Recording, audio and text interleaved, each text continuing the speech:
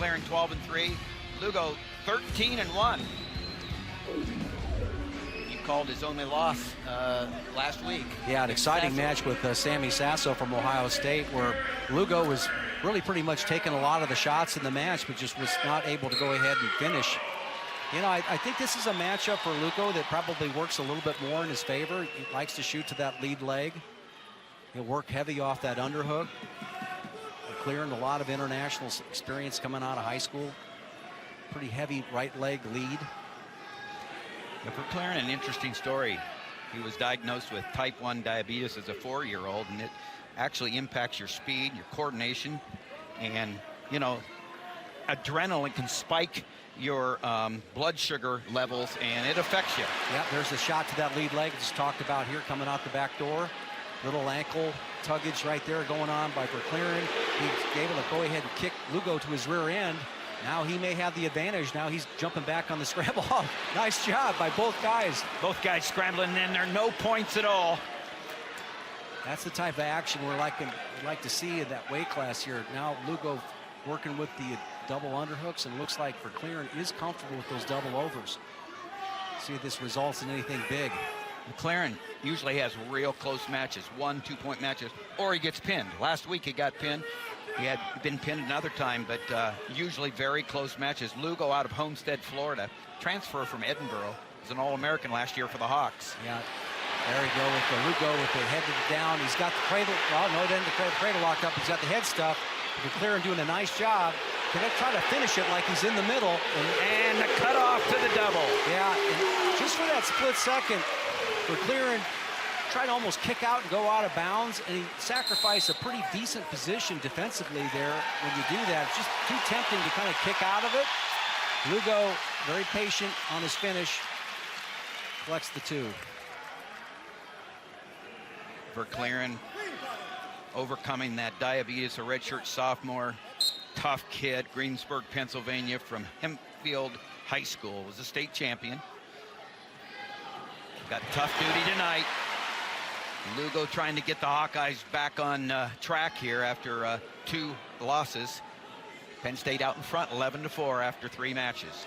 Yeah, you rarely see Lugo kind of push into a guy too much, you know, even with his lifts and certainly on his finishes. Feels like he can get rolled through. He'll just hang back and cover those hips. He does that really well from the top position, and covers hips really well when he's trying to finish his leg attacks. Nice pressure by Lugo there, out on his toes. Got the hand split, but he wasn't able to go ahead and collect the 2-on-1, and another beautiful mat return by Lugo. Yeah, whether you're in Rec Hall or Carver Hawkeye Arena, it doesn't, the fans don't wait until you get your hand raised to get off their feet and excited. They get excited about great mat returns like that, Jim. Yeah.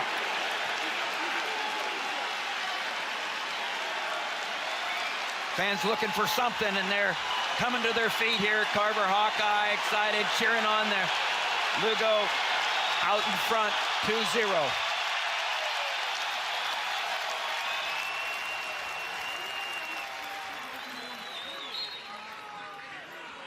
They're up, they're down, and they understand the tough ride that Lugo's giving, riding out to the end of the period. It's big in this first period. Takedown and riding until the end. 2-0 with a minute 28 riding time. We'll take a look at that first takedown. Notice how he's stuffing the head. Picks up at the ankle right there. Now he's trying to move up to a cradle as Verkleeren steps into it, tries to square his hips. It's right here where he tried to basically get to the edge of the mat. I thought he sacrificed his good position that he had to defend it. And sometimes in tight situations like this, you've got to go ahead and defend like you're in the middle of the mat at all times, even though you're close to the edge. Good quick escape. Lugo trying to get the Hawks back into this after a big win and then an injury default, which gave Penn State 6 points for the injury default in a match that they were favored. 9-point swing. Instead of 3 points for Iowa, 6 points for Penn State. Instead of 5 for that tech fall for Spencer Lee, during that injury time, the bench got dinged and the team got a point taken away.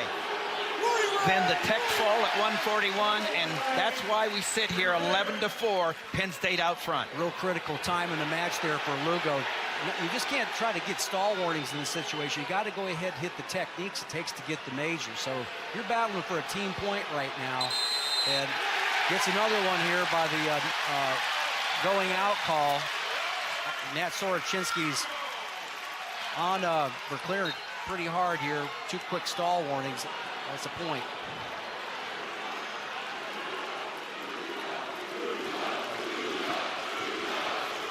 That's the first time we've heard a Lugo chant. That's right. Carver. And they're looking for something here to get it going. Penn State quieting the crowd with those wins at 33 and 41. See, I think that shot to the lead leg is there all day if he decides to go for it. See how he's pushing in, and Verkleeren is really not pushing back, so now he's a little bit better job. Now you got the double underhook. Verkleeren clearly tying him up here.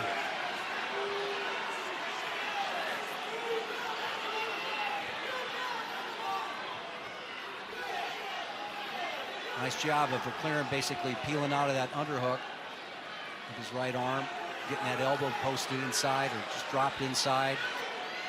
You know, for all the momentum that Lugo had, is really pretty decent answer by Verkleeren. Lugo out front to the appreciation of his parents, Patricio and Julie. There they are. Oh, Patricio has got some guns. Yes, sir. And he's a strong man. He likes what he sees so far, and they got the matching left arms there. Patricio Lugo, ranked number 3, and throwing a shutout right now against Verkleeren, 4-0. We're getting ready for the 3rd period.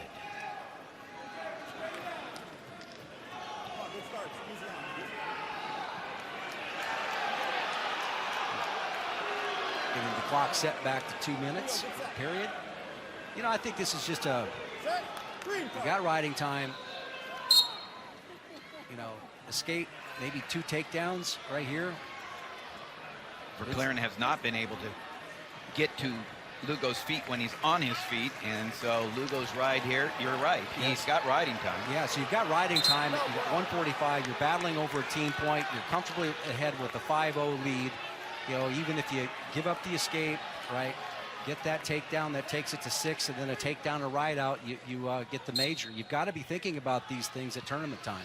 I think you're right, Jim. I think that if Pat Lugo is going to be in there contending for a national champion, he's got to be able to close like you're talking about, scoring points. Scoring points for his team, all right? Bonus points. You've got to be thinking about bonus points, and that's why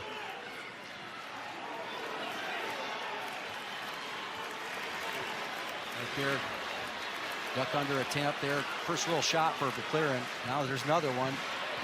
Comes back up to it.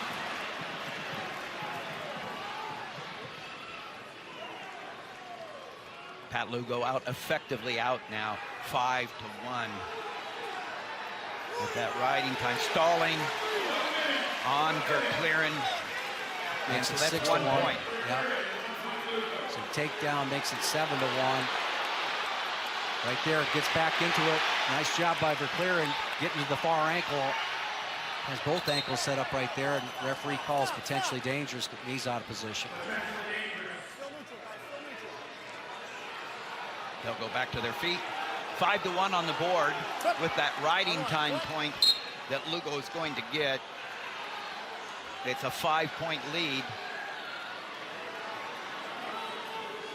Yeah, Verkleeren very comfortable with those double overs. Now he comes back into a shot of his own. He gets the leg. Gets the crack down there on that high crotch. Lugo turning the corner on him. He's got the leg hooked. Almost.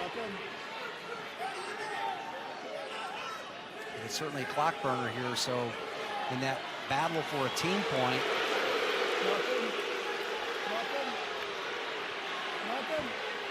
looks like Verkleeren's going to win it.